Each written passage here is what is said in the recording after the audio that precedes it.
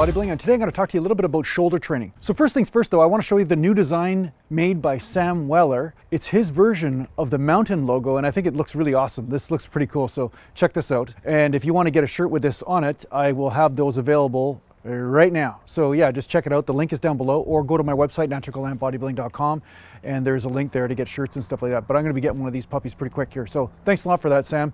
Awesome work again. This guy's a genius. And he's not just a genius because he tunes into my channel. He's a good artist too. So this came up in the live chat. If you guys haven't tuned into the Friday live chats, I do them at 4 p.m. Pacific time, and I do a live cast or whatever, so you can tune in then if you want. Just make sure you behave, because I'll ban you like a... Well, I'll just ban you if you're misbehaved, all right? Okay. So what came up in the live chat was, which part of the shoulder should you train first if you wish to build really well-developed delts? Now, a lot of times people go to the shoulder press all the time. Shoulder press. They like to do the compound lifts, and there's a lot of advantages and a lot of good things about the compound lifts.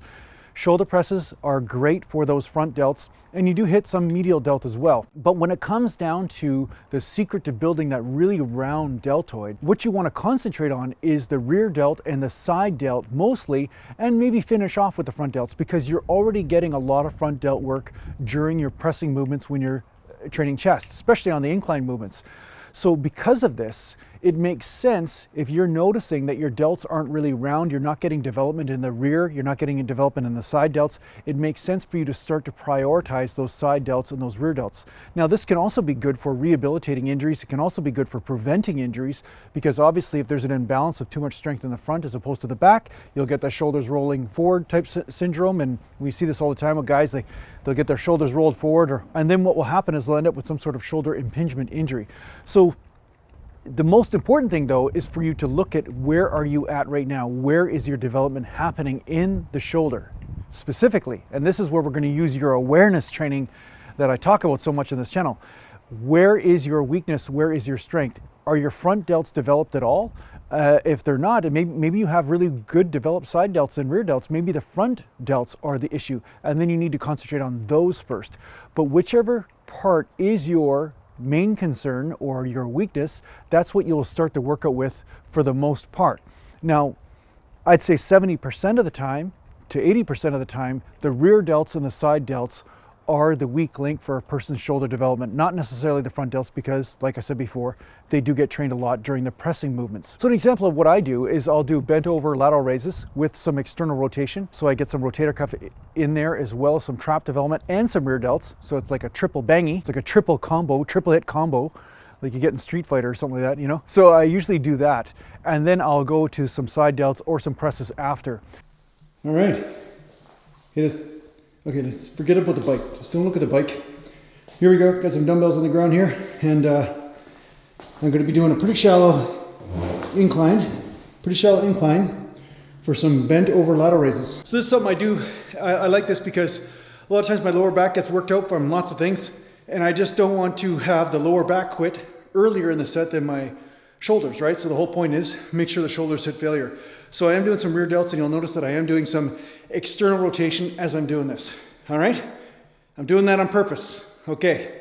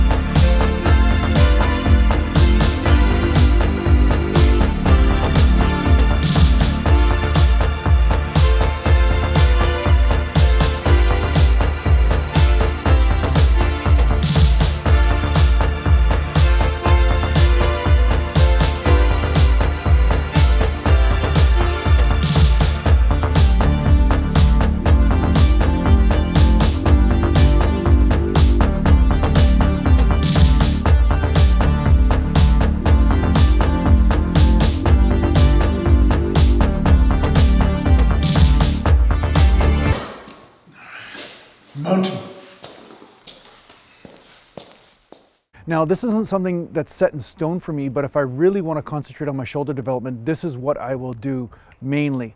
My pressing movements, I still will do heavy from time to time, but only 1 out of every 3 workouts will I really concentrate on doing shoulder presses, because when I'm really training hard, I'm doing a lot of chest work, a lot of heavy chest work, and that does burn out my front delts quite a bit. So that said, I start with some rear delts, then I'll go to some lateral raises, or I'll do some machine rear delts at the gym, or I'll do some cable rear delts, and then from there I will move my way to side delts. Now, it's important for you to note that sometimes when you're doing rotator cuff exercises, like say you're laying on your side on a bench and you're just externally rotating with super light weight, it just seems like baby weight, but you're getting that intense burn, this does develop the delts quite well, because I have found that the shoulders have a lot of endurance muscles in them as well as some strength fibers, but I find they seem to be, and you know, you can correct me if I'm wrong when it comes to your situation, but in my situation, I noticed the rear delts and the side delts seem to be more endurance fiber oriented. And for this reason, they seem to respond really well to higher rep ranges. That also brings in the question, what kind of rep ranges should you be using?